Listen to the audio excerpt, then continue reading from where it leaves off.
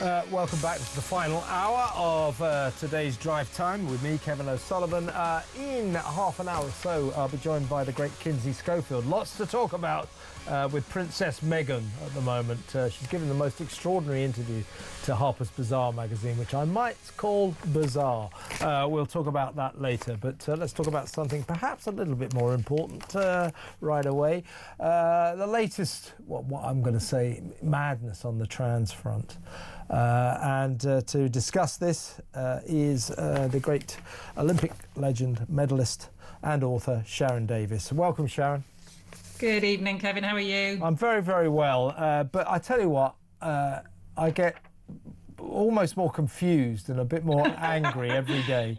You're not the only one. Yeah. So the latest nonsense that we're hearing, I mean, I say nonsense, but it's important. You know, we know what the Supreme Court decided in April, that safe spaces for women were to be enshrined. Blokes aren't allowed in.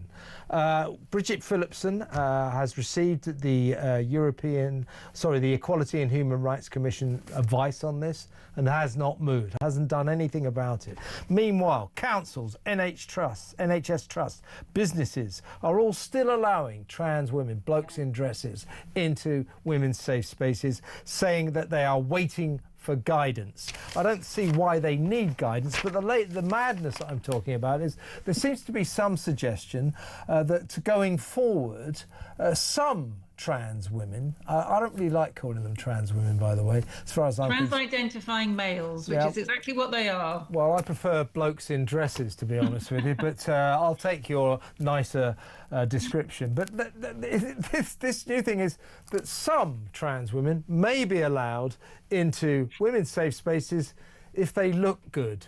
Well, that's not really what they're saying. You know, the silly thing about this is what the headline is grabbed by those people who want to cause problems. So the law, the Supreme Court ruling in April wasn't actually a changing of the law. All it did is clarify the law. It basically said what the Equality Act in 2010 did was to say that sex was biological sex.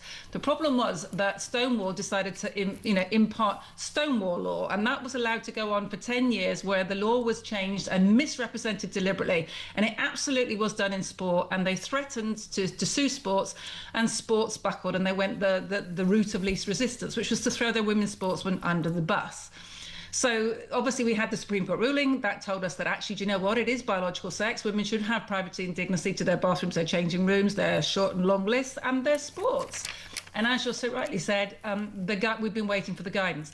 The guidance is just a simple way of explaining to businesses and sports, this is what you should be implementing. It's not actually the law. The law is in place. So any sport at the moment that's not protecting the female category, any leisure centre that's allowing, trans-identifying males to go into women's change rooms, they are all breaking the law. So you have the right to say, no, I'm not going to put up with this. Now, to turn around and say it's about what they look like, the point is that's our only way of being able to call somebody out.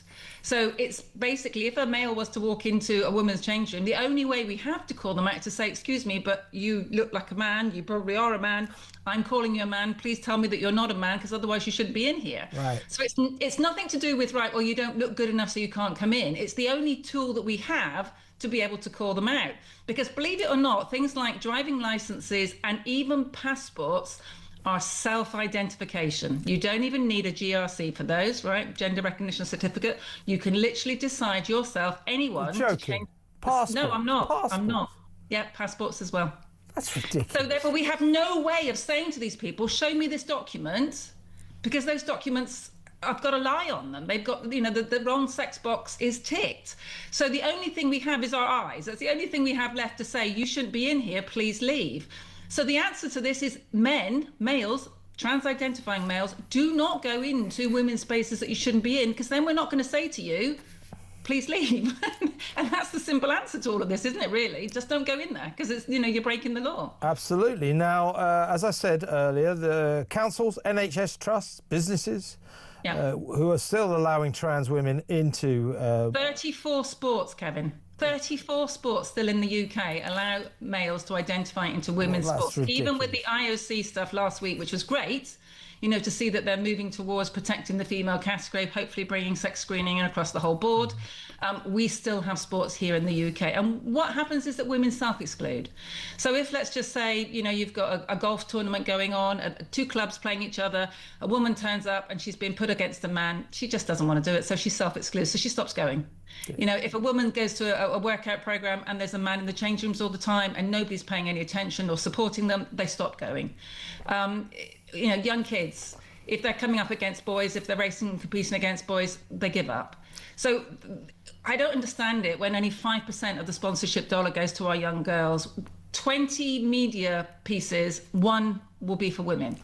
20 to 1, that's the ratio, right? Just ridiculous. So we have this tiny little piece of the cake, and then we're told we're not even allowed to have fair sport. And of course, it doesn't go both ways. Men are not losing their opportunities or their places on teams or their prize money. It's just women that are losing it, women and girls. And it's really not right. And it never has been right. And the general public have always been on side, and felt that this was wrong. Yeah. And yet here we still are.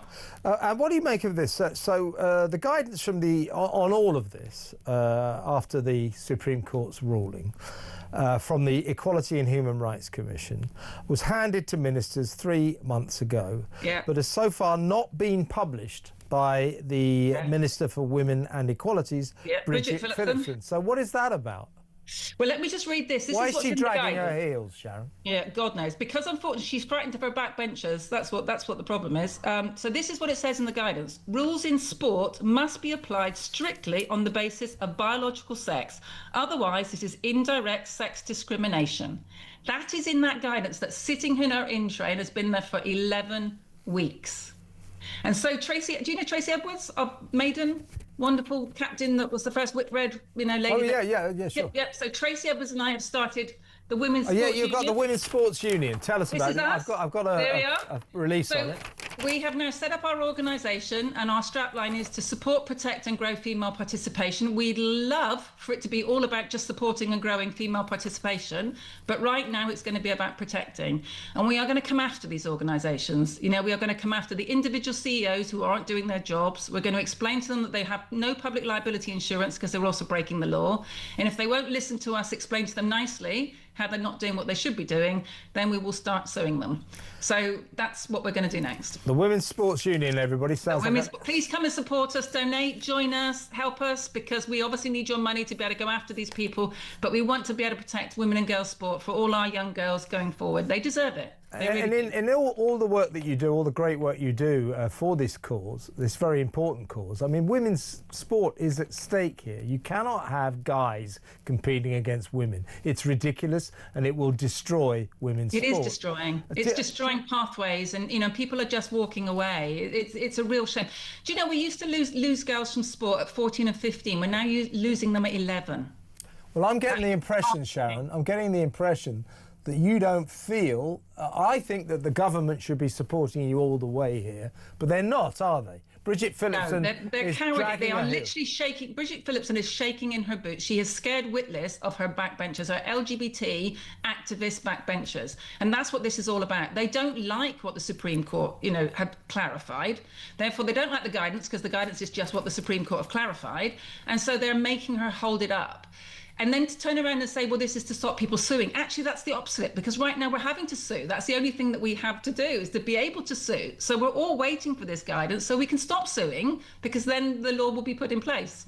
Why is it, Sharron, that politicians like Bridget Phillipson, their Labour backbenchers, Ed Davey, don't see the obvious common sense of your case?